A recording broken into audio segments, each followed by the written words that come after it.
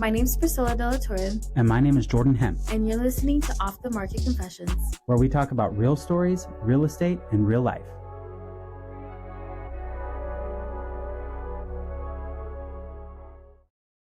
Today, we want to talk about the spring market. Whether you believe it or not, we're filming this the day after Valentine's Day, and the spring market is already here. The spring weather is showing up, and when it gets warm, people get ready to buy and sell their houses. So we want to give you some information to stay ahead of the game, ahead of the market, because it's going to be really important. There is a window of opportunity right now that we're going to discuss, and if you miss it, you might end up in a market later this spring where there are multiple offers on homes again, Yeah, potentially, yeah. especially in I'm an even affordable seeing it price a little range. bit now, to be honest. Like there. Yeah. So this is one where I'm going to say, listen up, because we got some good stuff. So I want to go over some stats first for the market, because as of a few days ago, we had a total of 484 active listings on the market. I'd say that that's still low, but it's healthy. Right? I mean, there's some options, and we're seeing new ones come up every week. Like, how many listings do you think came up in the last week or the week before that? There were a lot. There was like 30. There was a Yeah. lot. It's been For February, anyways, it's a Mhm. lot. And so I kind of broke that 484 down into three price ranges. So from 0 to 500,000, we have 346 active listings. From 501,000 to a million, there's 119 listings. So that's a That's much crazy. smaller number. You think that? I think that's a lot. Well, Well, not really though. probably most of them are in the 500 or 600 Mhm. range. But then you have a million plus, and there's 19. I That's a mean, lot, right? that is a lot. A million plus, yeah. I mean, well, there's not very many people who are buying $1 million house in February, so that number is going to go up. Yeah. for sure. Probably a lot, because last year in 2025, we had more million plus homes that sold than any year in history before, which makes sense because the values have increased so much. And there's a lot of people who think their homes are worth $1 million. I mean, if we had that many houses above $1 million last year, think about how many were sold right below $1 million. There's probably a lot. We're gonna go over 5 steps that buyers should follow and 5 steps that sellers should follow. And so let's start with some buyers, Priscilla. Yeah. So, I mean, my first recommendation is always going to be make sure that you guys are getting pre-approved, not pre-qualified. Pre-qualification, I believe they just pull like rough It might estimates be and able to be numbers. a soft pull on your It, credit yeah, too. yeah. And I've had clients, this literally happened to me maybe earlier last year.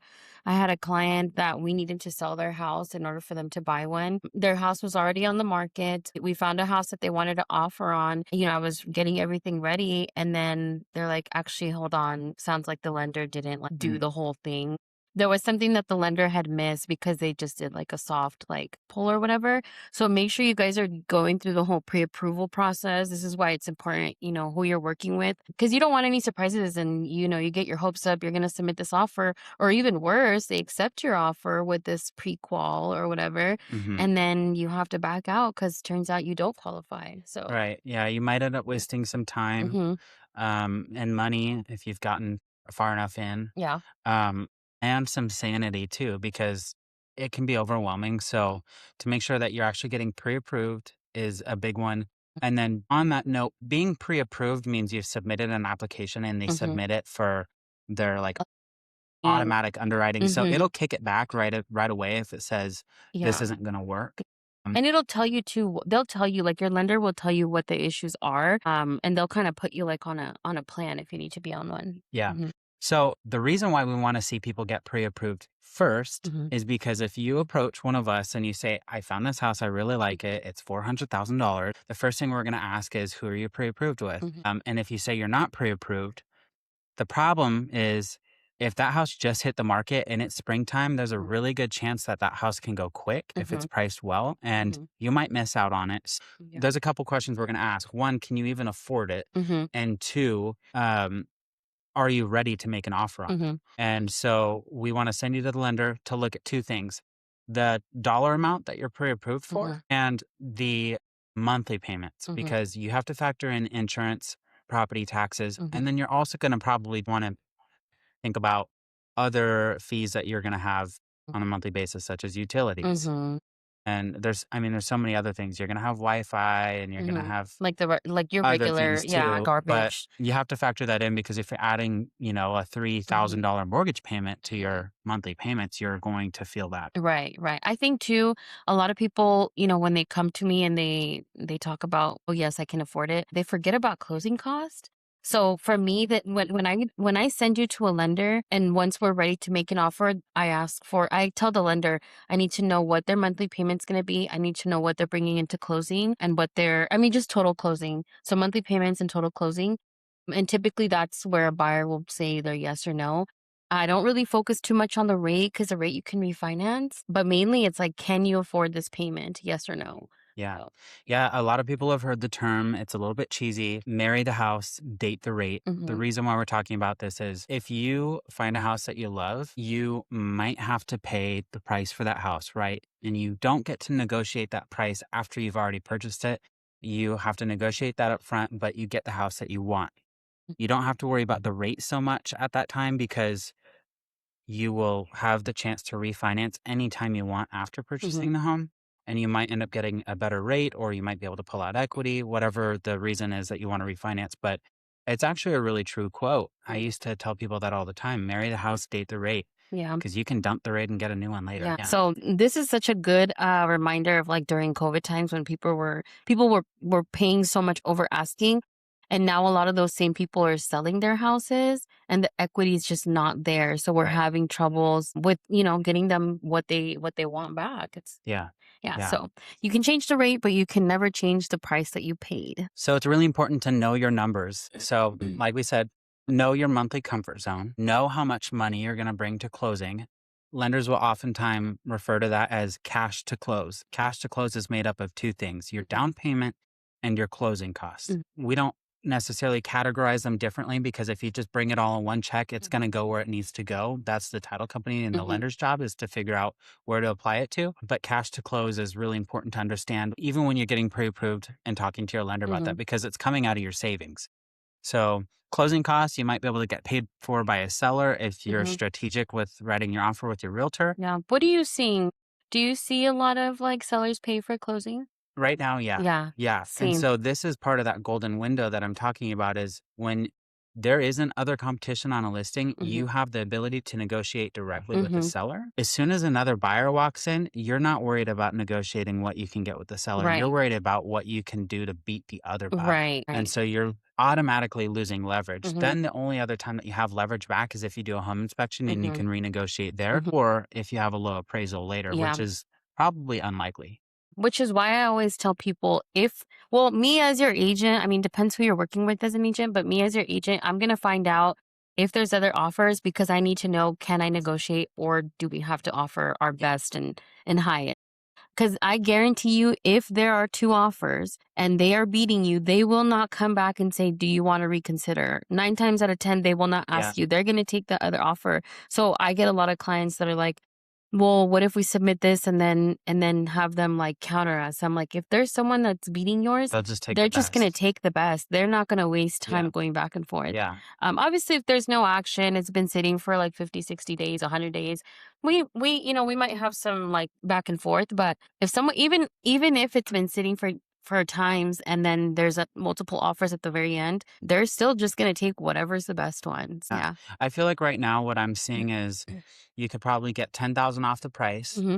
or you can get your closing costs covered. Hmm. And if you're in that like 300 to 350 range or maybe up to 400, Hmm. those are pretty Yeah. much equivalent to each other. Yeah. But I'm not seeing people get both Hmm. very often. Hmm. Step 2 for buyers to prepare for the spring market is file your taxes. It Especially is if you're a 1099. Yes, if you're a self-employed or 1099 contractor, Mhm, file those taxes mhm, because for a 1099, you have to have at least 2 years of tax mhm, returns. As soon as that tax return is filed for this year, if that makes your second year, you can now qualify. Now, assuming that your numbers are mhm. actually good, right? Right, Just because you were self-employed doesn't mean that you actually did well enough to afford owning a right. home. Especially, I've had a lot of situations where because they are self-employed, there are so many write-offs that is offsetting whatever it is that they're making. Yeah. So, and I So understand. what they end up netting in the end is Mhm. a lot lower than what they Mhm. actually did. Yep.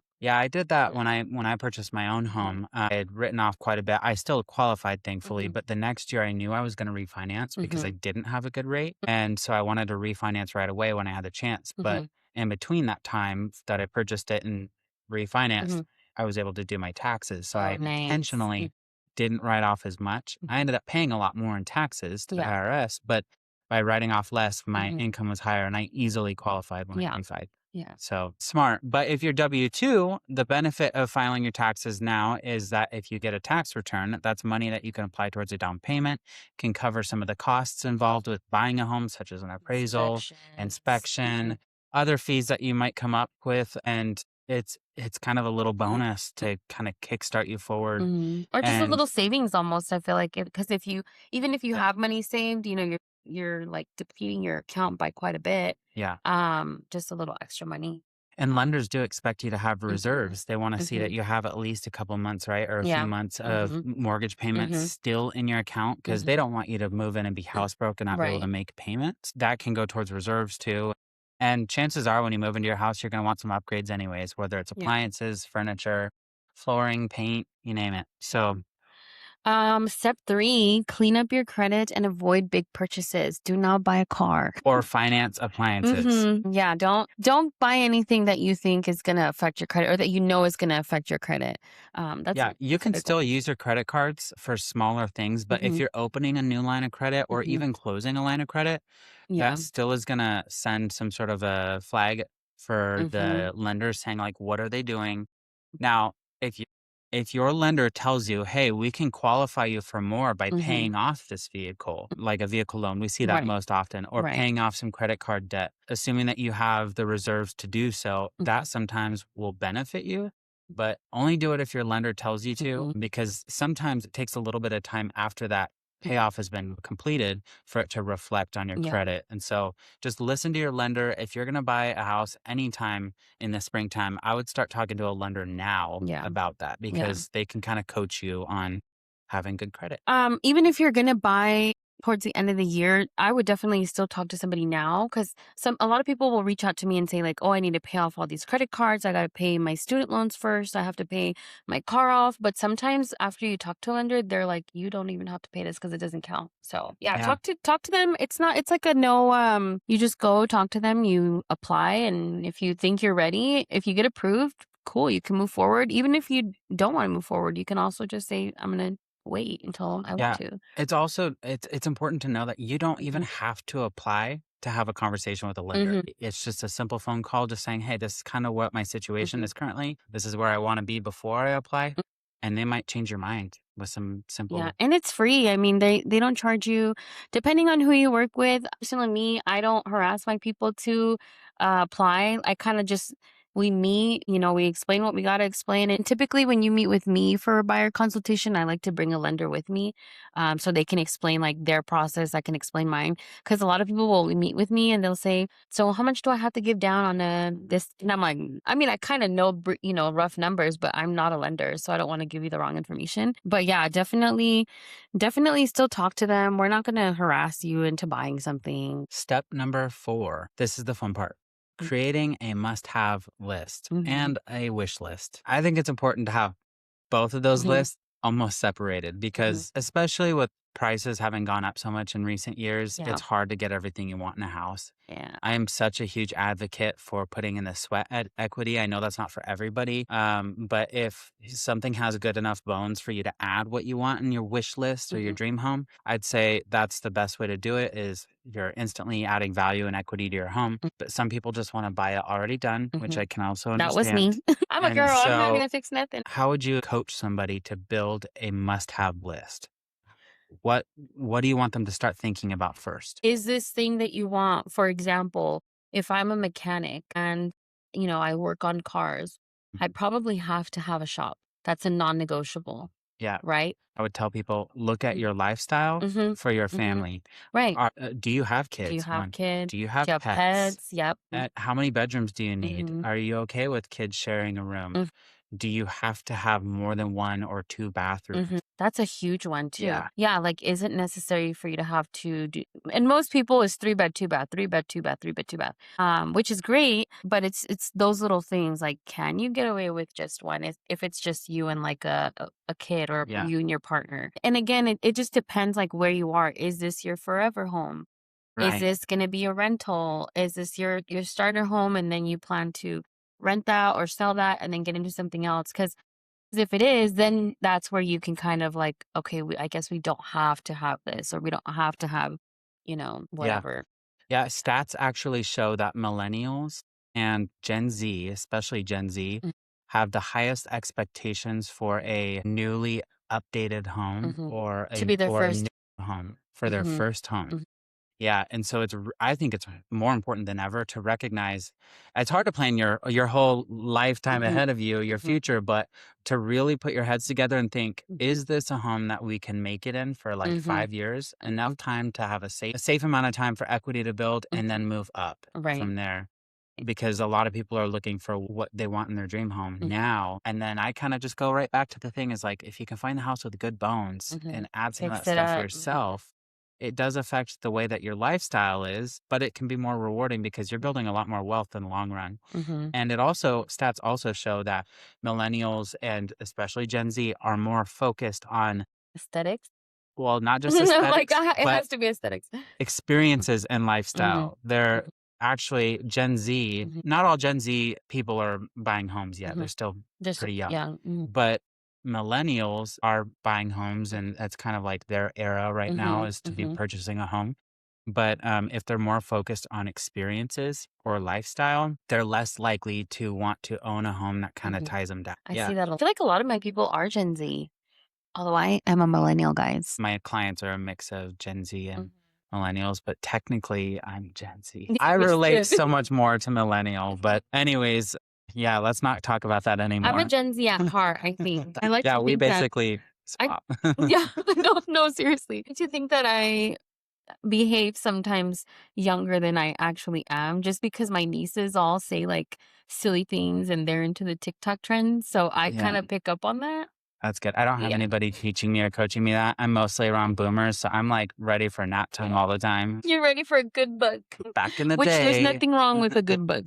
Oh my gosh. So a must-have list, make sure you Mhm, put that together because how that will also help you is you can act fast when mhm, you know what your deal breakers are. mhm, Because if it's a hot market and there's multiple offers, sometimes you only get to see it once, and sometimes you don't even have the luxury of seeing it mhm. in the daylight. Oh my See it at gosh. nighttime. Speaking of, I went to a show house today's okay, on Friday and it was in the middle of nowhere and it was super dark and it was super creepy.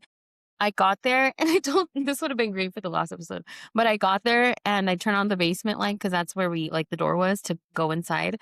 And I told my client, I'm like, okay, who's going upstairs with me? Because I was so scared. But anyway, that's besides the point. Yeah. My recommendation for that, to act quickly is as soon as you see something listed or as soon as they send you something, schedule to go see it. Don't wait a week because it might be gone in a week. This market is so weird. Sometimes they're like 30 days on market, Yeah. 60 days on And then market. sometimes they're Sometimes gone it's in literally in 4. 2 4 days. Yeah, two, Yeah. 3 4 days. So really know what you want. And if it's something you want, go for it. And if you can't make it, I can go for you. Like for me, it's like I can go and preview it and tell you like, hey, we should try to make it in because you'll Yeah, probably like this one. I kind of will know like after a few houses, I'll know what my people like. So for sure. so part of number five, be ready to act quickly is just having flexible time for you guys to go see houses and being available, or I guess letting us know when you're available because we'll be available. Yeah, yeah. Yeah. I think if you have evenings or weekends, as much as it probably isn't that fun to fill them up every day by Mhm, looking at houses, if that's what you have to do, I'd say the goal is if you can see more houses in more available mhm, time, you'll mhm. find what you like sooner. Yeah. And if you're not finding what you like, then maybe be a little bit more skeptical about how many houses you're going to see on a daily basis or a weekly basis. Try to be intentional with the ones that you're wanting to see with your realtor because if you know it's something you're not going to like, that's something that might be a pet peeve of mine is don't send me a house just for the sake of seeing a house. Mhm, I don't really want to waste my time either if I know you're not going to buy it because it doesn't have the amount of bedrooms you want. mm, Something like that. mhm, I don't need to see it in order to know it's not going to work for you. Yeah. Do you ever have clients like that? I do. For me, it just depends because sometimes photos lie. Like Yeah, sometimes it won't say in the listing that there's an extra bedroom or like a den or something. true. And then we get True. there and then there is. So it just kind of depends. But I mean, for the most part, the houses that I show, people are like, I want this one or I really want to go see this one. Yeah. So I don't really deal with that too much, but I don't have it I all the get it. time. And I'm Because it not, has happened to me though. Sometimes there's people that I know they're not ready and they know that they're not ready, but they're like pre-approved and yeah. they're like, well, let's just go see this. Let's just go see Yeah. this. And then they use another realtor when they buy. No, don't get me wrong. I'm not complaining. I'm not saying don't send me a house that you're like Mhm. iffy about. If you're iffy about it, maybe like Mhm. you're saying, it's worth seeing. But Yeah. in some instances, if somebody says, well, I don't know if it's the one for me, but we might as well go see it. Mhm. I'm just like, Mhm. Yeah. like You know, I had I do have one. other things I could be doing too. I have one. And this client, we were looking for a while, and he told me he didn't want to be in Terrace Heights, and he only wanted to be, in certain areas. And I remember I'd send him houses, and sometimes I wouldn't get a response, so I wasn't sure if like he was looking still, or because there would be like weeks with no response to anything, and I would Oh, just send and send and send. And then one time I sent him a house that I knew he would like, but the location he wouldn't. But I sent it on purpose so that because he would reply if he didn't like the area. So I sent it to him and he's like, I don't want to be in Terrace Heights. And then maybe like a couple days went by and he's like, okay, let's go see it. And he bought it. So anyway, when? so sometimes it just depends. Every situation's different. But obviously, I think typically for me, like I'll gauge when a client is like just kind of seeing them and seeing them and seeing them. And there's going to be no end to it. Yeah. Or they're probably Yeah. not going to end up purchasing maybe they won't even purchase with me. Who knows? Because it's happened to me as well. And also, I think with this be ready to act quickly, for me, don't feel bad if you want to go see a house an evening during the week. Like, don't think like, oh, or even on the weekends, like, oh, Priscilla deserves a day off. No, I work all the time. And if it's Yeah. not with you, it's with somebody else. So, Yeah. I No, mean, don't feel bad we for know how that. to find hmm time to hmm ourselves and we time block. I like to have weekend days off, but hmm I am not against working on the Yeah. weekends. And a lot of the times it's just like showings or phone hmm calls with the title companies and like lending offices being closed on a weekend. There's only so much we can do. Right. And so I still end up not having to work as much on the hmm weekends anyways. Me in the summertime, I feel like I do work a lot on Yeah. weekends. Not as much on the wintertime or even when it's like dark earlier, like hmm right now. But I mean, even if I'm not in town, somebody will show you the house. Yeah. I will make sure that it gets done. Yeah. Like, Or if I'm super busy and I just can't for whatever reason make it, or I do have something else going on, then you have to see this house because they're, reviewing offers the next day or something, I will find somebody to cover me while I'm doing whatever it is that I'm doing. So don't ever think that, I can't be there. That's just me. But then again, I'm very like available at all times. I'm very bad with those boundaries. So. I used to be that way. I've Mhm. started setting a little bit more boundaries, which is healthy. Don't come at me for not being available. No, What I'm saying is yeah. like I just I think I just started to prioritize like some other things, whether it's Mhm. with family or time to me at the end of the day. Yeah. Sometimes, yeah. So, but I'm not going to shame anybody for calling me if it's me time. Right. Right. I'm It is actually what at it the is. spa. Leave me alone. So, real quick to recap the 5 things that buyers should do to prepare for the spring market. Number 1, get pre approved, not just pre qualified. Number 2, file your taxes. Number 3, clean up your credit and avoid big purchases. And number 4, create a must-haves list. And number 5, be ready to act quickly and be flexible. All right. So now we're going to talk about sellers. What should sellers do? What are 5 things they should do? There are so many things that sellers can do, but what we try to do is jam pack these. These are kind of loaded responses, but they are, for me, I would say most of them are non-negotiables. This is what I expect of sellers, and every seller is a little bit different. Mhm. I think some sellers think when they hire a realtor that the realtor is here to do a lot of this stuff for them or to like coach them. Mhm. Sometimes people need that, like the hand Yeah. holding, and I'm okay with that. Mhm. But other people, sometimes they're like, they have higher expectations than me, and they're Mhm. just like, "Oh no, we're gonna rebuild this whole house basically before we list it," and that's okay too. Yeah, no, I've had one of those recently. They basically the house that I walked into is not the same house that we listed. And I'm so glad though, because had we not done those things, the house would probably still be on the market. Yeah. Just the condition that it was in, and especially if there's like smells and stuff. Those are tough. Yeah. Those are tough ones. So, what type of houses do you think sell the fastest on the market right now? The cute ones. The cute ones. And The cute ones, the staged ones, the why ones that is smell that good. important?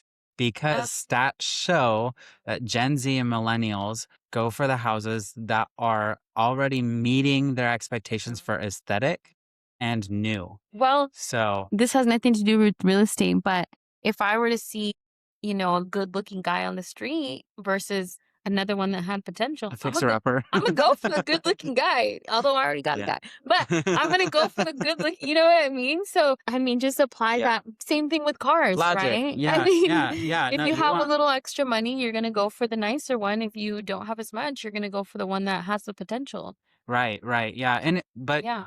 it's sometimes it's not all about, well, when it comes to Gen Z or millennials, it's not always about the money for them. It's like I hate to say it, but sometimes it's laziness.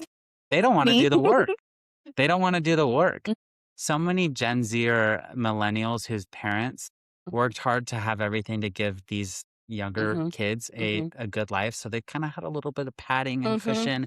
And their mom and dad had a nice house. So when they Mhm. go to buy their first house, it's They going to want look it like to be mom and nice. dad's. And it's going to have Not the knowing that mom and nice dad went through upgrades. all this stuff to get Yeah. the nice Yeah. house. Yep. Mhm. So it's Sucks. not to hurt anybody's feelings, but I will say when it comes to sellers, if you're able to do those upgrades actually Mhm. more than ever before, you'll have a better chance at selling your home if Mhm. it's got the new shiny, sparkly Yeah. finishes. And if it doesn't have the sparkly new finishes, because I do like me an older house. I don't know why. I love older Well, the homes. character for sure Yeah, even better. yeah. But please make sure it smells good. Yeah. Well, That's like number one. But we yeah. might get there. I don't know if that's on well, here. that but- is part of number one. So Mhm. number one, first thing sellers should do to get ready for spring market is declutter and deep clean now. Everybody knows that cleaning can catch up to you really quick. I mean, literally just our own house, and I say we, but most of my partner cleans the house on a weekly basis. I need somebody to And- come clean my house, please. But that's just regular And stuff. mow my lawn. Yeah. That's going to be the running joke of the podcast No, but I forever, is really your lawn. do. Guys, I'm busy. If I don't have time to eat, you think I have time to do? I barely have time to sleep. Because you're always available. Oh, I know. I'm- I need to learn boundaries. I know. Yeah. No, but decluttering and deep cleaning. I mean, we do weekly cleaning on our house, but that's not a deep clean. Like a Mhm. deep clean on our house can take a long time. Yeah. So if you're And your getting house ready to is sell, big. Yeah. it is. Yeah. Even houses that aren't big. Mhm. When we talk about deep cleaning, I'm talking about cleaning out the windowsills, Mm. clean under the kitchen sink because a lot Mhm. of times there's leaks or just a lot of Mhm. stuff under there. Clean that Yeah. up. I mean, the windowsills Toilets, is huge. hard because, water stains too. Yeah. Hard Windows. water stains and windows. So, I mean, you won't believe if a client walks into a house that they want to buy and there's like black stuff all over the windows, one, that's probably In the mold. tracks. Right. Or- Yeah. yeah, around Yeah, the that's windowsills. it's pretty gross. It is. It It's is. gross. It's something that they're like great. Or the dead flies. In them. Right. The dead flies. They're just like great. That's something that I have to deal with. Is it like a underlying issue? Is it part of something bigger? So I think definitely, little things that I remember my very first open house, the agent that I was with, she said, I wish the sellers would have cleaned those windows. They look so disgusting, whatever. And in my head, I was like, oh my gosh, she's saying all these things about this house and it's her client. And the first buyer that walked in, the first group of people that went in, first family, they said, wow, those windows would look so much better if they were clean. And I was like, oh my gosh, she knows what she's talking about. And Yeah. for me, I was brand new. So I was like, who cares about the windows? I'll just clean them.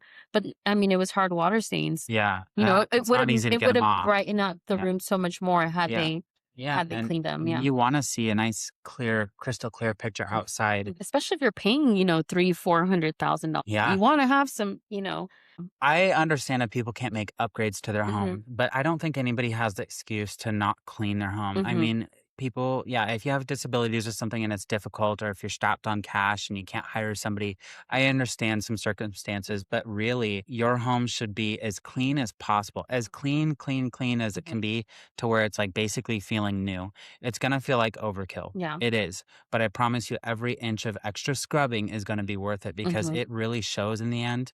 Yeah. I mean, when things sparkle and the corners are clean and trim boards are clean and the carpets have been shampooed or replaced, those are all noticeable. two Do buyers.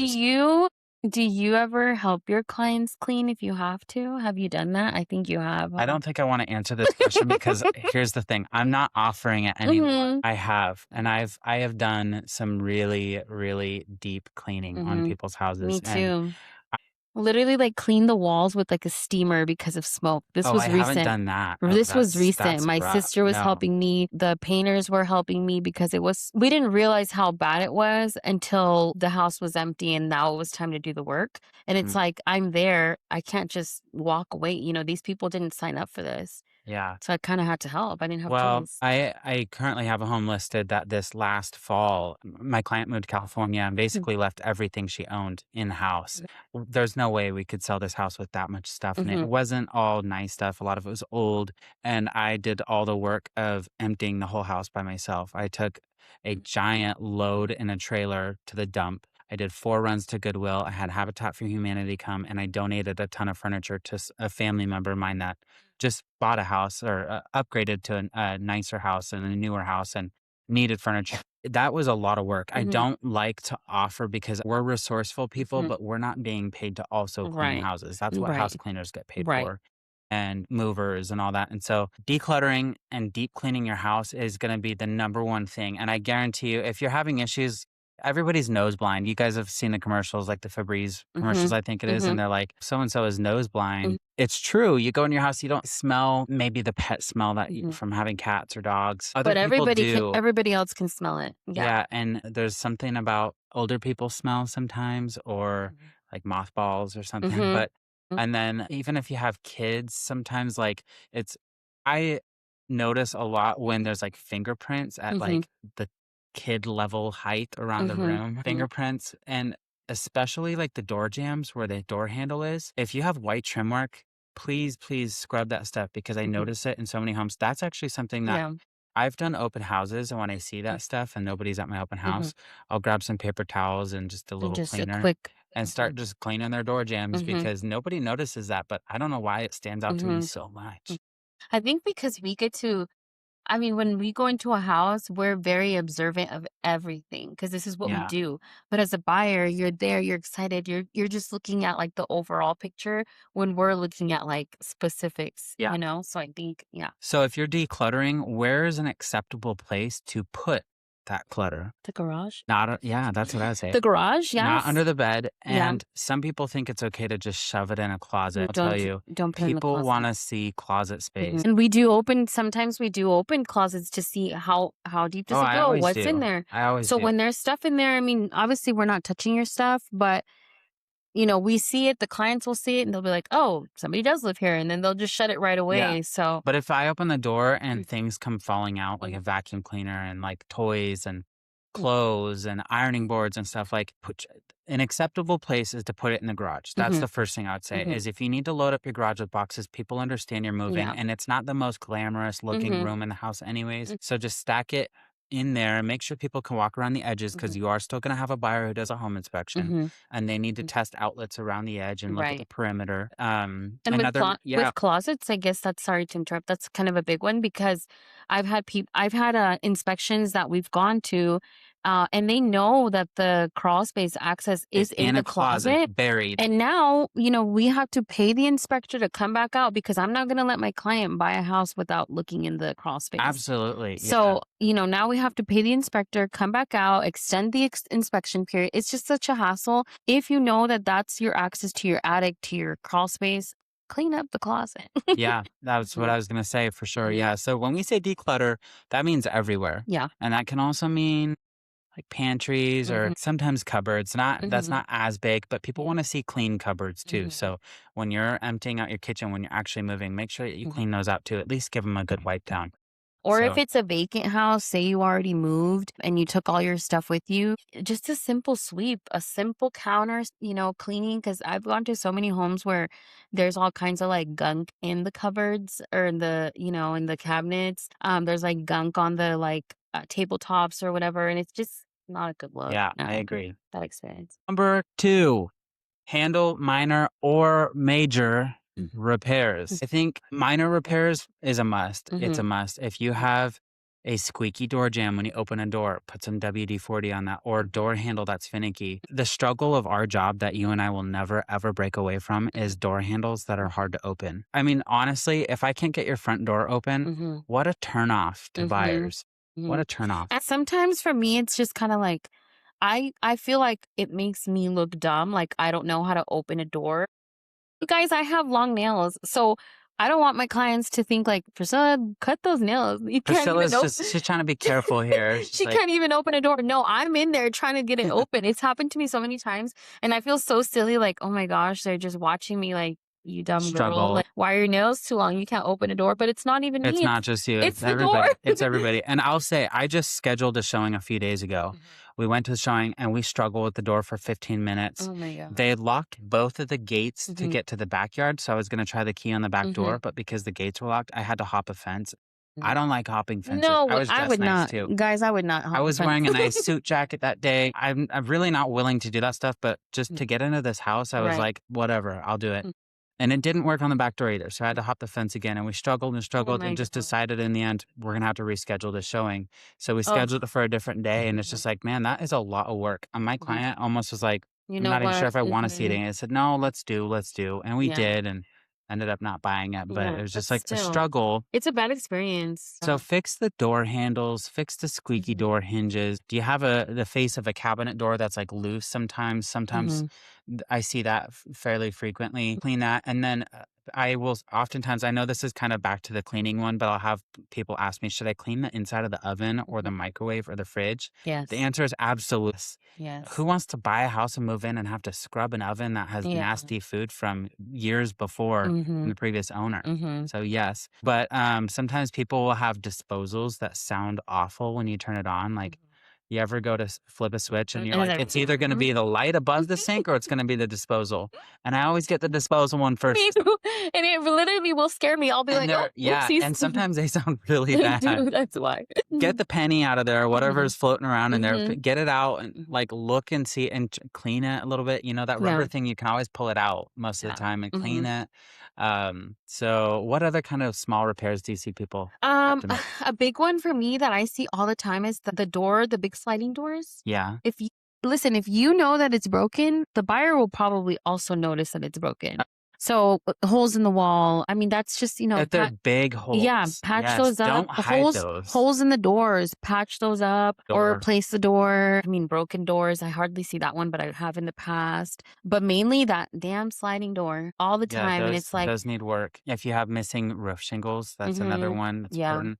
If you haven't been in your attic for a long time, I think it's important to look up there because Oh, I have I a think good the one too. biggest thing that I see come back Mhm. most frequently on home inspections is the duct work that goes Mhm. from the ceiling fan in a Yep. bathroom or the kitchen hood, Mhm. where it's supposed to go up and exit the roof, Mhm. the Mhm. in the attic. Instead of exiting into Those the attic. fans will vibrate those things, Mhm. and duct tape actually dries out over time, even though it's meant for duct work, and they'll fall down. And so I think the way that I've been taught to fix that easily is go get a hose clamp. Mhm. They make giant ones. They sell them right in the same hardware aisle as like ducting, and just replace it with a hose clamp instead of tape Oh, that's smart. because you can tighten it with a screwdriver and it'll Mhm. never vibrate Mhm. loose. But I think that's the number one thing I see on home Yeah. inspections Yeah. or It was. missing GFCIs. But Mm. you can replace GFCIs fairly easy. I Mhm. know that homeowners can do it themselves. Just use caution or hire an electrician if Yeah. you're not willing to risk it. Yeah. Another Mm. simple fix is replacing light bulbs that are burnt out. Oh, Replace all the light yeah. bulbs that are The burnt out. lighting. Yeah. Yeah, the lighting's a huge one. How do you feel about closet doors that have been taken off? Oh, yeah. Put those back on. No, the bigger PSA What is it? is if you have taken your closet doors off, if you've Mhm. got those like slider ones or Mhm. bifold Oh, doors yeah. Come and you've on. taken them off, put Mhm. them back. It is not normal. It's not normal, To and it not have shouldn't be them. acceptable to have an open closet without doors. I know for some people that's just like what they Mhm. prefer. It's a lifestyle thing. But Mhm. when you're selling your house, especially if it's vacant, put Mhm. those doors back. Mhm. It Mhm. doesn't look natural if the track is there and the door is not. Right. So, Right. and I get people questioning that all the time, and I think that that's a huge thing. Recently, I had clients that were that was the reason why they didn't make an offer on the house. Oh, wow. They were like, "We don't want to buy new doors. We want a house that's done. There's 4 bedrooms Yeah. that have 2 double closets in 2 of the bedrooms, so a Mhm. total of like 8 doors that they were gonna Mhm. have to buy. They're like, "Nah, And it's that's just more my." work, you know. It is. For me, just a girl, I don't want to do that. I don't want to deal with that. Yeah. Because I Absolutely. probably wouldn't, to be honest with you. Now let's talk major repairs. Mhm. What are some major repairs that people should fix? Mm-mm. Plumbing You know, issues, I think, is there's a big literally, one. I was like, if you know there's something with the water line, If you there's have a leaky pipe Mhm. somewhere, fix that. Uh, anything that has to do with water, mhm. for sure, because it will cause damage, whether you know it or Mold not. or yeah, weaken Yeah. certain areas of the house. If you It know could there's cause a mold. bigger rupture somewhere. Leaky faucets is like a smaller thing, but Mhm. like if it's a line leaking somewhere, Mhm. absolutely fix that. Yeah. Another big one, I know not everybody knows what to look for in an electrical panel, but if you have an outdated electrical panel or a fuse box, more than likely that's going to be a financing issue Mhm. for a buyer. So you're actually really restricting and limiting your buyer pool Mhm. if somebody can't make an offer on it because it has an outdated electrical system. Mm. So not This upgrading the whole thing, but sometimes a panel is expensive. Mhm. A panel change is like 4,000 or 5,000, Yeah. and um, it might be worth it Yeah. to entertain a larger buyer pool. Yeah. This isn't really like a repair technically. It's more like a maintenance thing, but your HVAC, make sure you're servicing it because especially if it's old, the worst thing is like going into a home, it's an old HVAC system, and then you look at the filter and it's like black. Nasty. Yeah. You know, it's terrible. They're going to know that you're not, maintaining it. I do have a lot of buyers that are like, well, can we just ask them to replace the HVAC? Let me tell you, I replaced my HVAC and it was like $17,000. That's depending on the home, more than likely somebody's not going to replace that in an inspection. And you can be the judge, Mhm. or you can ask your realtor as well Mhm. if it's worth replacing the HVAC Mhm. because it is so expensive, Mhm. but it makes a big Oh difference. yeah. It really does. And Mhm. there's certain things it's hard because it doesn't always add that kind of value back to the home, but it Mhm. maintains the value. And you Right. might be able to get a little bit more for your house Mhm. because the bigger things are done. One of the major repairs that some people need to do is a roof. If you have a shake roof that's really old and rough Mhm. shape, or if it's just composite Mhm. roofing that's not new, if it's around 30 years old, here's the reason why you need to get that Mhm. replaced. One, if a buyer can't get homeowners insurance, they can't get financing. Mhm. And if they can't get financing, they're not buying your house. And roofs are expensive. And so when a buyer moves into a house, they more than likely will not have enough money saved up to Mhm. replace that roof. Mhm. And so they're probably not going to buy that house. Mhm. They won't, Mhm. unless they I think have they a can ask you to Yeah, I fix have it. a listing right now. It's been sitting, the house fully remodeled. The area, I think decent area, but the roof, the every single showing, the issue is the roof, the roof, the roof. I mean, my seller just can't afford to get that fixed as well, and then still sell the house and make enough money Yeah. to make up the difference. It's So hard, and if you it's can't tough. afford to pay for it out of pocket, Mhm. something you can do is potentially work with a contractor to see if they can wait for payment so it can Mhm. be paid out of the sale. Yeah. Maybe you make payments to them, or maybe they charge interest on the time that they're waiting. Get it paid out of escrow, Mhm. get that done because a roof is a big one. Windows are another big one too. Mm. I usually tell my clients look at the age of the roof, Mhm. the HVAC system, water heater, and the windows.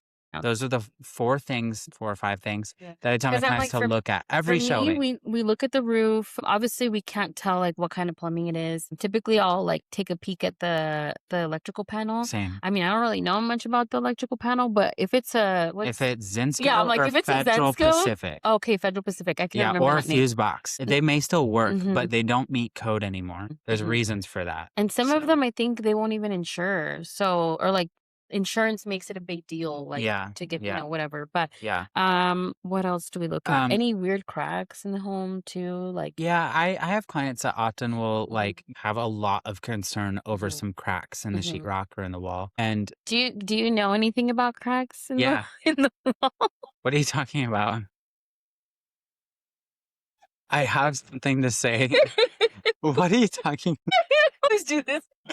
like a peep. I would never. Oh my god, I'm gonna cry. No, I mean like, you should. That's funny. You should not cut the part where I'm going like this. This Priscilla was laughing so hard she was crying. No, I mean like, when you go into a home and you see like a crack in the wall, do you know the difference between like a crack that goes like this Yes. Do versus like you? this? What is this called versus this Like vertical or or horizontal? so what I was told once for a long time Mhm. ago from a contractor, you If don't I have know to the same quote me. thing. You don't have to Okay. quote me on this. I would always consult with the contractor if you're worried about a crack in a wall in your house. Mhm. But I would say they told me that if it's a straight crack, more than likely it's just a little bit of a settling issue Mhm. where this sheetrock has Mhm. separated a little bit, Mhm. and there's the joint of a sheetrock piece, or I guess the joint of sheetrock together is just covered by tape. But when Yeah. that tape has mud over it, it Mhm. kind of dries it out, right? And Mhm. so if there's any shifting at all, it pulls it apart, Mhm. but it's going to be a straight Yeah. line. But if it's If it's diagonal diagonal, that tends to mean that there could be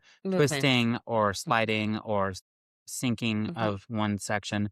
So that's definitely something to look at Mhm. for And sure. I will say, this is COVID time again. I was newer, maybe like a year into this. I sold a house on like Barge Chestnut area, and there was a lot of diagonal cracks. Big ones? Not super big, but there was a lot of diagonal cracks. And I knew at this point I had already talked to a contractor, same thing. So I knew that something was off. Our offer ended up getting accepted. This was a cash offer. There was we beat out multiple offers. It must have been like 15 offers or something Mm. crazy like that. But it was a cash offer. They accepted, and we had the inspection. And sure enough, there was an issue with like half the house was like lower or Foundation. something with the foundation. It was a $13,000 job, and the sellers paid for it.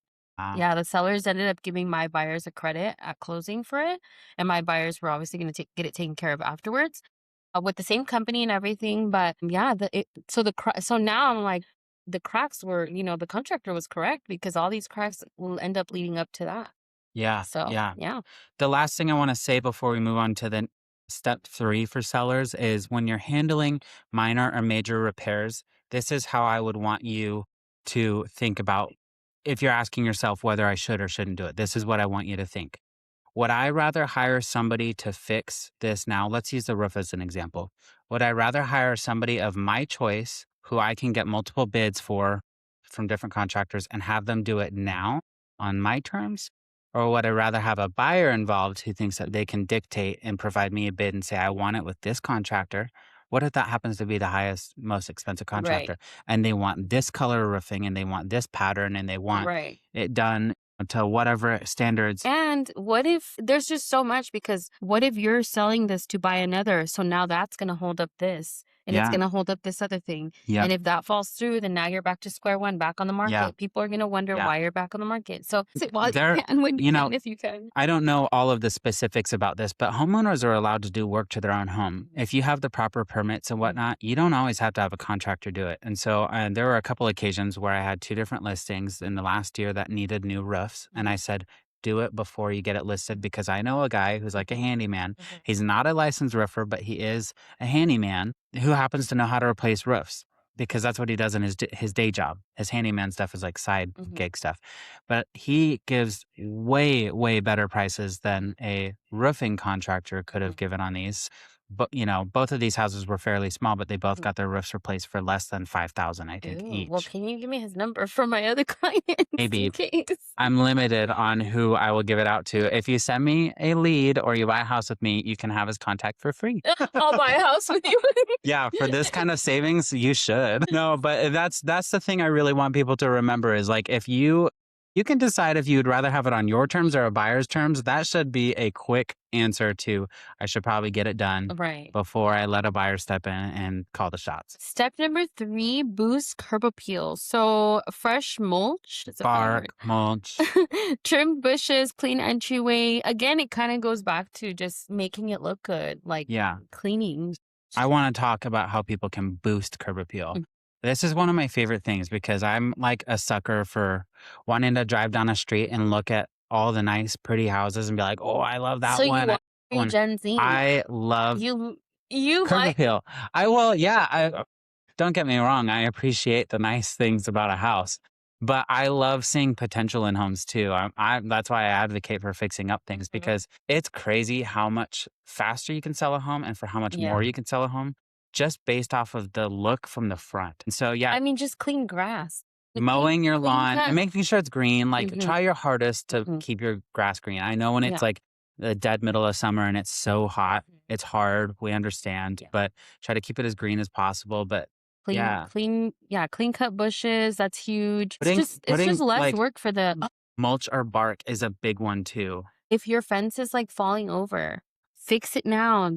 A lot of buyers, you won't believe how many houses I've gone to that the only issue is that, and they don't want to buy the house because they don't want to. What Yeah. if the seller says no? Well, Yeah. let's just try it. Well, it's just more work. And they go for something that's ready to go. And then they Yeah, don't buy it. when it comes to fences, if it's leaning over and it's old and it's got Mhm. holes in it and it's like Mhm. faded, if it's vinyl and it's cracked or whatever, Mhm. at the bare minimum, straighten it up, keep Mhm. it straight Yeah, up, at least replace straighten a it couple out. posts or whatever. Mhm. But I mean, if you can go the extra mile of painting it, Mhm. that would be good because paint is a big deal.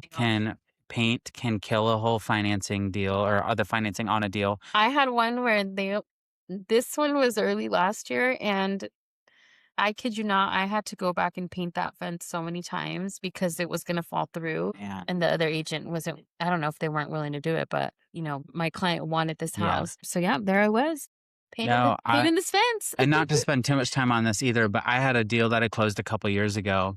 This is a friend of mine. I hope she's watching this too. But it's down in Prosser. And we had the appraiser come back 3 times Uh, and called out the paint every time because they kept saying the porch steps, Mhm. the porch steps. And so I painted the front porch steps. And what I didn't realize, the reason why they had to come back 3 times is because they were referring to one step, one small little wooden step Oh my outside the god. back door. Outside the back door. The whole front porches were all this wood and everything. I All painted the whole thing. All of repainted, them are all white. beautiful. Yeah, and I didn't realize they And were just white's talking the about this worst one color. little step. I didn't care, honestly. The house is gray and black, and I was like, we're just doing whatever we can to get this Mhm. deal I closed at know, this but point. white is just so hard because I feel like white, you To could see clean. Yeah. all the imperfections. It was, oh Yeah, man, it was that's tough. tough. But paint is important. And that kind of goes like to number 3 too, boosting curb appeal. Mhm. I know you read it here. You said fresh mulch. Mhm. I don't think people, I think people underestimate how much of a Mhm. difference that can make. Because if you get like that red bark or a black bark Mhm. or something, it can just make the flowers and the Yeah. plants and the paint colors of the house pop. Or sometimes even like gravel Yeah. versus like dirt. Yeah. The dirt's gonna look Yeah. ugly and messy, but if you put gravel in like an area where gravel would look good, then Yeah. even that Yeah, helps. Yeah. for sure. And if you have like pillars that are wood on the front, or you have window boxes, or you have shutters, a big thing to boost curb appeal and make your house pop is if you can wrap those pillars in like a wood or something that like maybe you stain, or just like a cedar color, like something Mhm. that's kind of an oranger color wood, Mhm. the shutters in those window boxes, that just really boosts the front.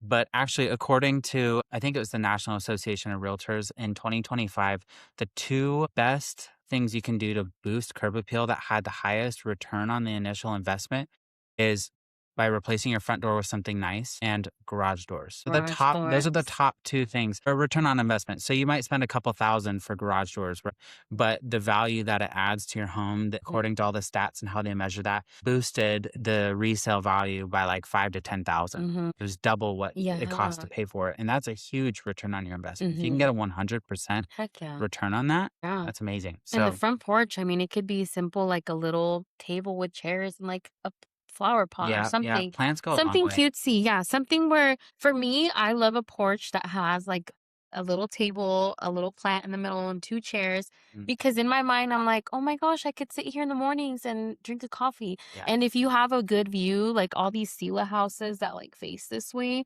oh, yep, I would buy yeah. it right away. Another thing that you can do to boost curb appeal, and this is simple, is just hose down the outside of your house. hmm Get the dirt and the cobwebs off. I hate I need to do saying that. that. I know. And that's one Like thing that what? people overlook that step a lot, but it's not a hard thing to do. And if No, you have it's a not. pressure washer, even better. Number 4, talk strategy with your agent early. So pricing, timing, marketing plan, and high exposure. Okay, I'm going to say something. If your house is being listed for, $4 or $5, $600,000, I really hope that your agent is taking professional photos. I think if it's over 300, I take professional Yeah. photos. That's like my threshold. Even Yeah. if it's What do you under that, sometimes I will. I've seen homes that are like 650, 750, and the photos are taking on an iPhone and not even good photos. They're terrible photos. I know what you're talking about. And I'm like, guys, you're paying your agent to provide a service for you to market your home. I really hope that they are doing a good job, and it's not just like, well, I know that's my buddy, so your buddy's doing you a disservice. one of the Yeah. things that you should be expecting when you're hiring a listing agent is to basically build a strategy Mhm. to get your home sold. Mhm. What's the easiest thing they can do? It's to get professional photos. Mhm. It costs them Make a it little look bit of good. money. It costs a little bit of money, Yeah. but I mean, it takes money to make money. Mhm. And any realtor who enters this business has to know that you have to Mhm. invest some money and time Mhm. into making more money in return. That's just how this Mhm. goes. And in the era and the world we live in, where so many things are digital, professional photos are like not even a question. It Yeah. needs to happen. I And agree. I sometimes I'll agree. even take them on, lower priced homes. Mhm. I'll just get professional photos done because it's easier than me having to go through and take pictures on my own and edit them and Right. crop them and all that. So Right. For me, and just presentation, I mean, again, if something looks good, you want to go see it. If the photos are bad, yeah. sometimes the houses aren't even bad. It's just the photos are so terrible. But once you go in person, you're like, what the heck? Why Mhm. hasn't this house sold? Well, it's because the photos suck. When we're talking about pricing and Mhm. timing, I think that a lot of the strategy around price and timing has to do with what your needs are. If you're when you're where you're moving, what you're trying to do. Are you moving? Are you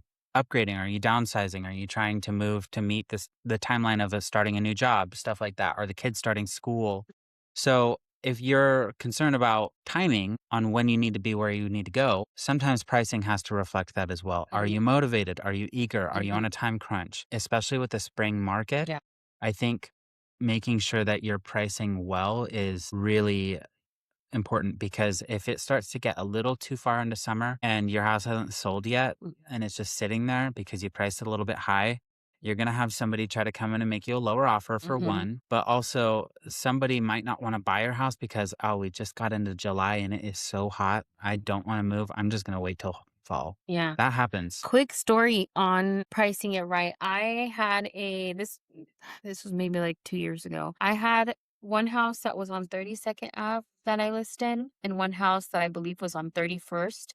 And this was around the same time, same layout, same square footage. Pretty much one just faced this way and the other one faced that way. I recommended to both of them. One was a little bit more updated, so the price would have been, I think, like 350s or something. It had to be like 340 or some. It wasn't a huge difference, maybe like a $10,000 difference. I recommended to this client, this is what you should do. I told this one, this is what you should do. The one over here on 31st did exactly as I told. Within 2 days, we had multiple offers. Went pending, it closed. This one sat for like 30 days because they wanted to list, I think, like 20,000 above what I No. recommended. And it sat. And guess what it's ended up selling for? What I told them that they should list it at. So they Well, eventually had to drop down the price to what I recommended. That's the offer that came in at the price that I recommended, and they needed to get out of the house. That's what yeah. it sold for. But Mhm. they're lucky that did too, Mhm. because And it was sometimes, cash. Thank God it was cash. Because if it would, oh, that, yeah. if an appraiser goes out there, and that's a whole nother issue Yeah, too. and well, So. and because it was cash, Mhm. a lot of times cash purchasers will Mhm. offer Mhm. much lower Yeah. because they're hassle free, basically. Right. Right. Yeah, pricing is definitely important, especially in the spring market because there is more competition out there for buyers. So if you price, there are agents who use a strategy too. If you Mhm. price a little bit on the low side, your likelihood of getting multiple offers and going above the list price is Mhm. higher. You're definitely not going to get multiple offers if you're at the high side of that Right. range Mm. for the value. And when I do a market analysis for people, I always give them a low and a high Mhm. value, and then I'll give them my recommended value, which can Mhm. be anywhere in the middle. And Yeah. sometimes my recommended value meets or Mhm. matches the high or the low. Right. And I'll Right. tell them why. Oftentimes, I can say, this is the low range for your home, Mhm. basically to sell as is. This is the high range. This is probably what you could sell it for if you replace the roof I and did the this. furnace Mhm. or some carpets Mhm. or whatever it may be, or paint it, Mhm. you know. And my recommended, depending on where they're at and how much they're feeling on doing, my recommended value might be the top. I'll say, yeah, I recommend you sell it there, but you have to do those things. Mhm. Or I recommend you sell it here because I Mhm. know based on my conversations with you that you're probably not going to want to do any Yeah. fixes. So you need to price it on the low side. Yeah. And sometimes I'll just be right in the middle. Yeah. And I would say too, kind of plan for people to ask you for either for people to offer lower or for people to ask for closing cost. So Mhm. kind of keep that in mind when Yeah. when you're deciding on Yeah. whether you want to go on the high end or the low end. But a lot of my sellers will say like, let's list high. And if they ask us for closing, then we'll accept it. The problem is that If we list too high, it's going to sit. And then guess what? They're still going to offer You less do a and they're price still going to drop. ask for Yeah. closing. Yeah. Yeah. So you're going to end up losing more. The longer it sits, the more that someone like me that represents a lot of buyers is going to be like, hey, it's been sitting for 2 weeks. We're Let's gonna get take them. advantage of it. Yeah. Yeah. They're desperate. Let's get them. You know, so it just depends. It depends the condition of the house. Obviously, there's just so many things. So Yeah. Yeah. Now, part of talking strategy with your agent is also what we're going to do if it does sit. mhm, And this is where I kind of like to play some of my own negotiations a little bit mhm, is I say like, okay, if I'm going to agree to list it at the price you want, you have to agree with me that if it doesn't sell after 2 or 3 weeks, that's plenty of time for your house to get multiple showings and offers. If it's still available by then, we're going to reduce the price by XYZ, yeah, 10,000. yeah, That's usually what I'll say, depending on the price range. I'll say we're going to reduce it to this. And sometimes people are like, I don't know, we might have to let it sit a little longer than that. I'm just telling you now, you're not doing yourself a favor by doing that. I'll agree with you and I'll do that. mhm. But I'm telling you, if you want to stay on pace with the market, Or relevant two to to the 3 market. weeks, Yeah. yeah, Mhm. 2 to 3 weeks is when it's appropriate to do a price drop. Yeah. And it needs to be substantial enough to turn heads. If it It doesn't, can't. if it's It not big can't be enough to like turn heads, $2,000. Even no, five not thousand even dollars is 5. kind of that's too small. It really Yeah. doesn't make a difference. Yeah. So don't be stingy. I Yeah. know that we want to be protective of our money and what we Mhm. walk away with. I mean Yeah. that's how everybody And is. trust But your realtor. You know, we've dealt with this, and sometimes, I mean, there's been listings that I've lost because the pricing was wrong, and then they go and they hire another agent that lists who it at the just does price what they want? Yeah. does it at the price that I recommended we go down to, or whatever the case is, and then the house eventually sells. And in my mind, I'm like, dang, they probably thought I did a bad job, but had they just listened to the pricing From the beginning, they from the wouldn't have beginning, wasted all would've that time to get there. yeah, then we would have sold, you know. The problem is the price. The problem is not your agent. The problem is that you're not willing to go low enough. And Right. sometimes it's depending on your situation, you know, again, if you bought during COVID time and you over offered, that equity's not there, you need to make a certain amount of money. You know, your agent, me as your agent, I can't control what happened previously. I can only control what what we do now and what we sell for now. Yeah. It's not that I'm a bad agent. It's just that you're in a crappy situation Yeah. you put yourself into. It sucks. You It know, it sucks. does suck. It does suck. And it makes me sometimes I'm just like, I'm so hard on myself. I'm like, dang, what could I have done better? But again, it's not anything that I can control. Yeah. Yeah. So, No, I also right now I'm seeing mostly with buyers, we're approaching sellers mhm, making offers on their house, and the sellers are coming back with counter offers saying we can't go lower. We just mhm, can't. We're not going to net what we need to net mhm, to buy our next house or to right. come out at a Like break positive. even or Mhm, on top on this mhm, house. And what I've been telling my buyers, this is hard, but what I've been telling my buyers is that's not your problem. That is not your problem. They need to listen to what the market is saying their house mhm, is worth right mhm, now. They may be overpaid or mhm, maybe they overspent on mhm, upgrades for the mhm, home and they're not going to come out on top. mhm. That's really hard, but maybe they shouldn't move. That's Right. the reality. I Right. like maybe they shouldn't move. Maybe they shouldn't And sell. so Mm, my buyer's not going to take a hit. I don't want my buyer to overpay for the house just mhm, to basically take them out of that mhm, situation and now my buyer be in the same shoes that they're mhm, in. Sometimes if it's the house that my buyer really wants mhm, and they're willing to, okay. mm, All right. But if the house is overpriced and we're offering much lower and that mhm, seller is like, no, I'm not going to go down because I just mhm. can't. That's really hard. I mean, as a listing agent, I'll do whatever we can to try to protect that. The reality of it is the market's going to tell you what your home is worth. Your home is only worth what somebody's willing to pay. Exactly. And if it sits and sits and sits, you're You're kind of making putting it yourself worse. You're harder. putting yourself into a worse So position. pricing from the get-go Yeah. is so much more important than people even Mhm. give it credit for. Yeah. So Yeah. the fifth and final thing for sellers to do to prepare for the spring market is just prepare for showings Mhm. and open houses. I forgot to write that down. And leave the house. Yeah. So first thing, yeah, leave the house Leave the house. when we have a showing. Leave at least 15 minutes before. And 'Cause if you're people show up wanting, early. yeah, if you're wanting to return like 15 minutes after the showing time is ended, like most of the time they're usually a half hour. If it's a Mhm. big house or a big property, you might need to give them an hour.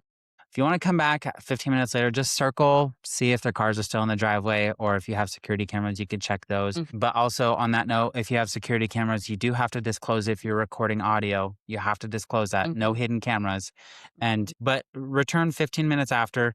Now, one of the big things for sellers to do is just if you're going to list your house, make sure you have flexible time for showings. Know that most people will want to see your house in the In the evenings evenings, or on yeah. the weekends when they're Mhm. not working. And I've had sellers before say, I really prefer that they don't show it in the evenings because that's like after I get home from work, I'm Mhm. going to come home. I've got to make But dinner. if they only work evening or, if they only have evenings available, then Yeah. Yeah. some And people so can't wait until the weekend or, it's hard. And as Mhm. respectful as I want to be of your schedule as Mhm. a homeowner or seller, is it's like, if you just open up your availability and we get Mm. more buyers in here sooner, we're going to have an offer sooner Right. and we can just be done with this. Right. So Right. I know it is kind of painful, but you got to do it. Yeah. So Yeah. I've had so many people like want to work around such difficult schedules. It's tough too. It's really And hard. and I mean, I've had cases where my buyer's like, "Let's just not go see it. We'll pass on it." Yeah, Simply because the seller it's doesn't not, wanna they're let not us available. in, they're not available, they wanna stay there while we're looking at the house. I mean, for me, obviously, I do this, we do this, so for me, it's not uncomfortable to go somewhere and just look around, but, for example, there's a duplex that I visited, I took a buyer, it was super Were there awkward. tenants there? There was tenants there, the kids were in their room, so I'm knocking on the door to try to peek in their room, Was it a rental though? it was a rental. No, it was a So tenants can stay for showings. They're Mhm. not Yeah, required to but leave. I know it's hard. yeah, I guess. It's just awkward because we're in I their know. space. There's been situations where like, God, I had one where I took the buyer. This was going to be an investment, so the tenants were so that they were moving out. But the tenant was giving me attitude, and they were upset with me. You're just a buyer's I'm agent. just the buyer's agent. I scheduled the showing. We did the 24 hours. Listen, sorry. I Yeah. mean, if there's something you don't want me to do while I'm there, you can tell me. You can shut the door. You can do that, but you don't have to treat me a certain way. I'm just a girl, guys. I'm just doing my job. So, So what are some things that you think are non-negotiables for sellers as they're preparing for showings? Like what do they need to do before they leave the house? Non-negotiables. leave the house. Well, that's a big I one. think But just leave the house. I don't know.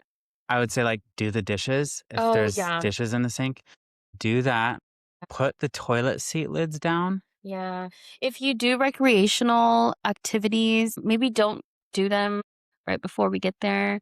Like what? Like weed. I mean, I have nothing against, everybody does whatever they want. Oh, I don't yeah. mind. No, don't Don't leave a bong on the table. for You sure. know, I- I've Put that had stuff away. clients where the house is beautiful, but it smells like weed. And Yeah. to me, the smell that doesn't bother me, but to somebody else, like a, parent or some certain Yeah. people are just not with that. If you're an agent and you are selling a house and you are getting professional photos, make sure there's not a bong in the photos. Literally happened. I think we all like shared it to each other because we were laughing. It was so funny to us, Yeah. but to a client, they're gonna be like, "I'm not buying this house from this Yeah. weed." Yeah.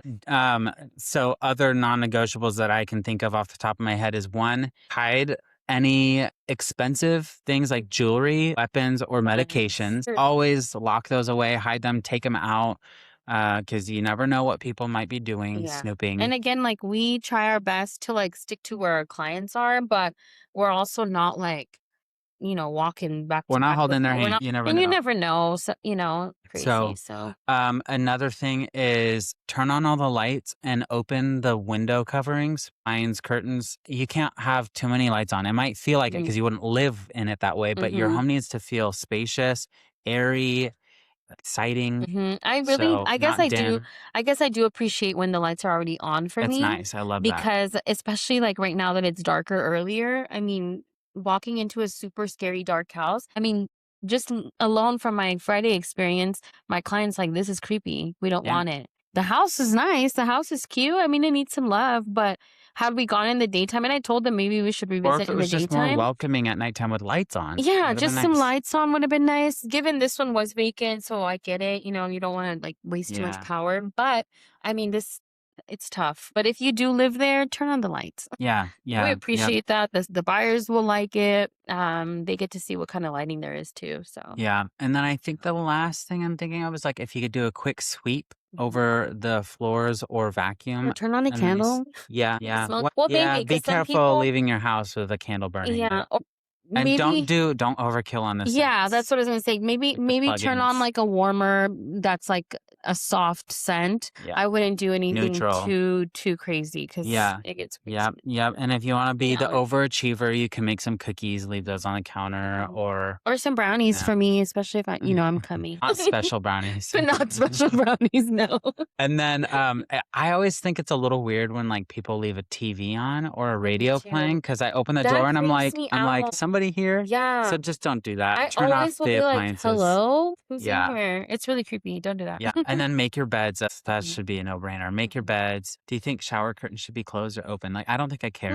I don't care about. Yeah, I don't really care about that. Mainly, it's like, hopefully there's not like a mess. If you have pets, I think if you have like cats and stuff, just have your agent put it in the listing, like warning us Yes. that there's cats or something. So we don't let them out on So we don't accident. let them out, or if they can go out or they can't.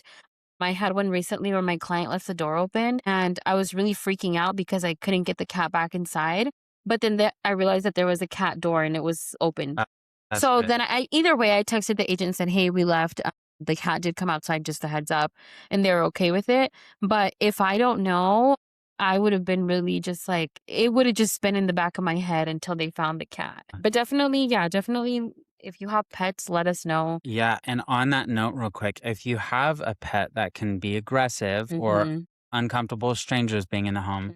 please. I mean, I don't even like to see them in crates because if they're growling through the crate, it's so distracting from us seeing the house, trying to enjoy the experience or whatever. Or if they see that your dog is a German Shepherd or something that sheds a lot and they're like, that dog's probably in the house shedding on everything. This house is probably more dirty than I might think. Yeah.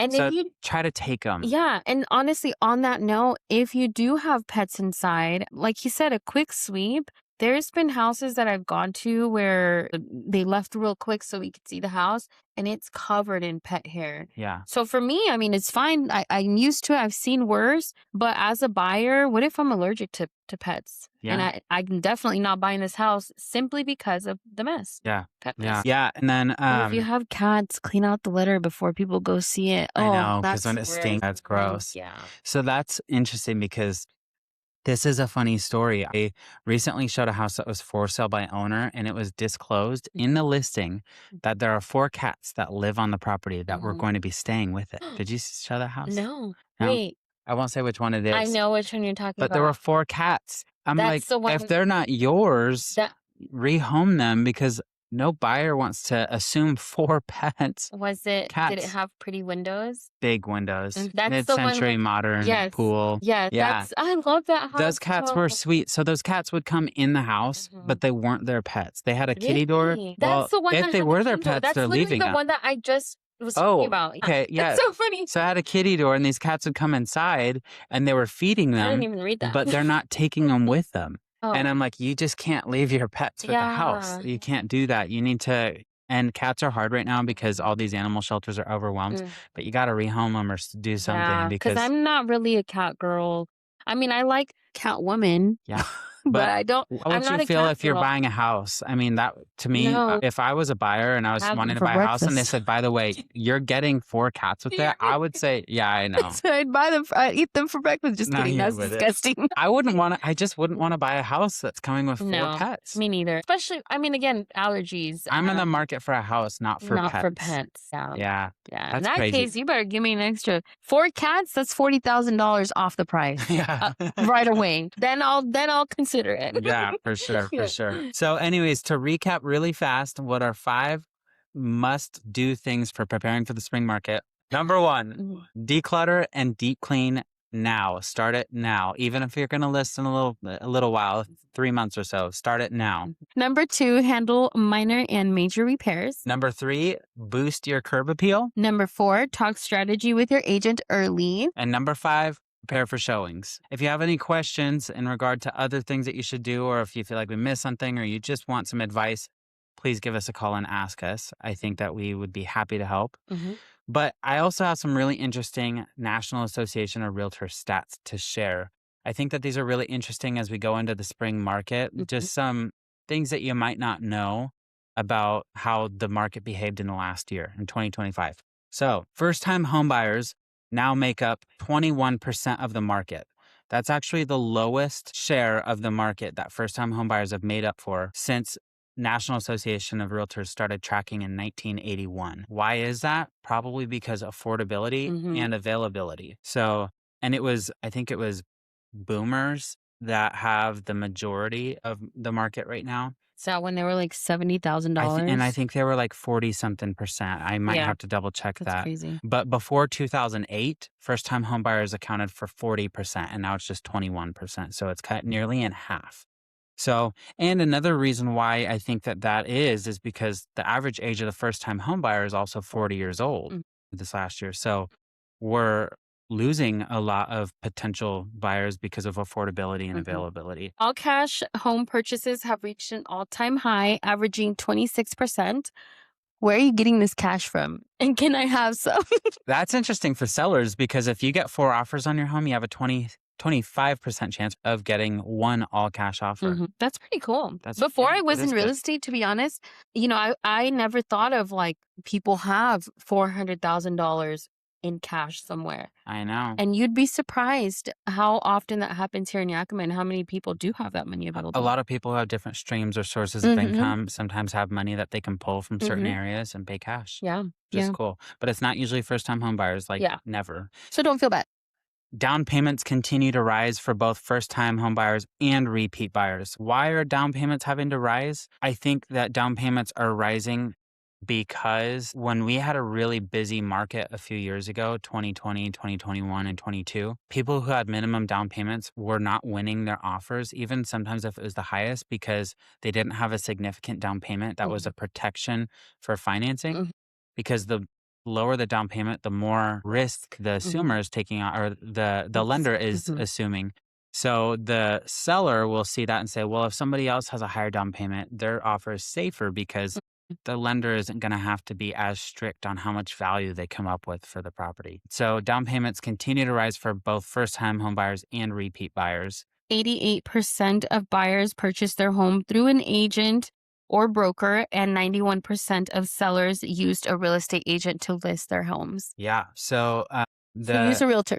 significance behind that of 88% of buyers purchased their home through an agent Mhm. in the last year, it not only shows the value of having representation, but it also shows that if buyers are working with a realtor, their realtor is looking in their local MLS for properties. Mm. So if you have your home listed in the MLS, you're getting maximum exposure. And if you're selling for sale by So- owner, you pretty much get whoever's looking on Zillow or Redfin or or driving by your Realtor.com. house to look at a sign Right. that you put out there. Yeah. Right. Or well, the issue with that I think is that for some reason Zillow doesn't show you everything that's listed. It's very like tricky for as far as like, just what I see whenever I look at it. It doesn't give me all the listings that I get to see when I break down a price point. It kind of like maybe by like neighborhood, it's kind of funky.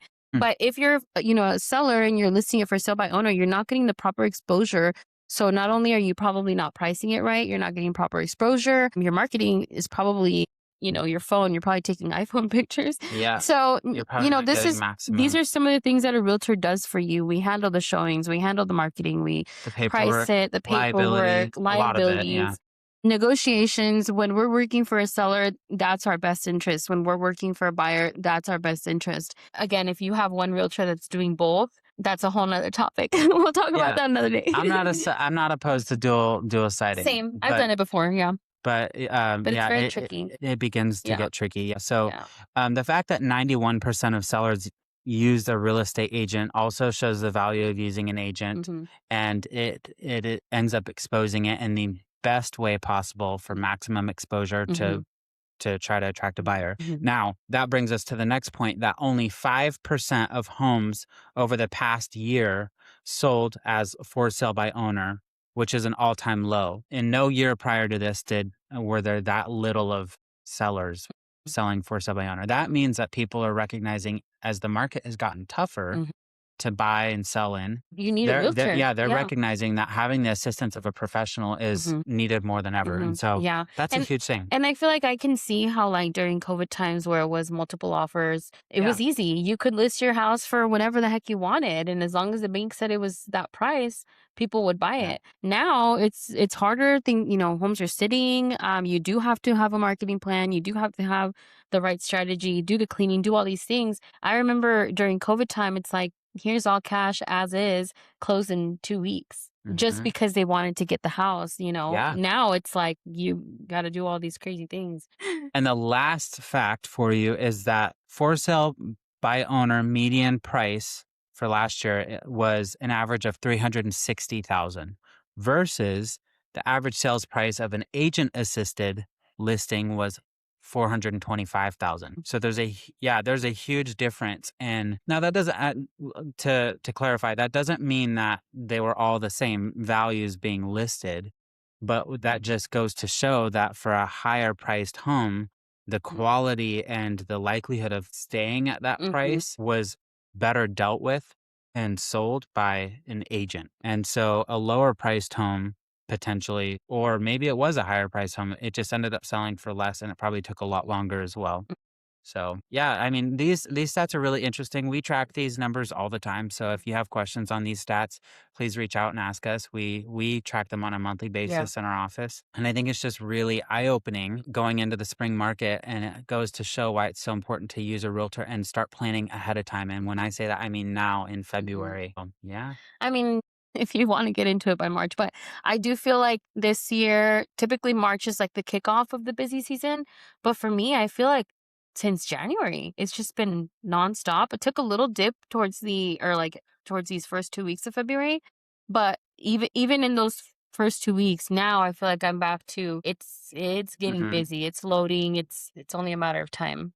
Yeah, for me, I felt like this year was a little bit slower of a start to the beginning of the year. But what I'm noticing is the weather's warm. Flowers are starting to bloom out of the ground already. They're not blooming, but they're coming out of the ground. And that usually is a signal that spring is coming. And busy season. I mean, it only takes a few days of warmth for people to seriously start getting ready to list their home.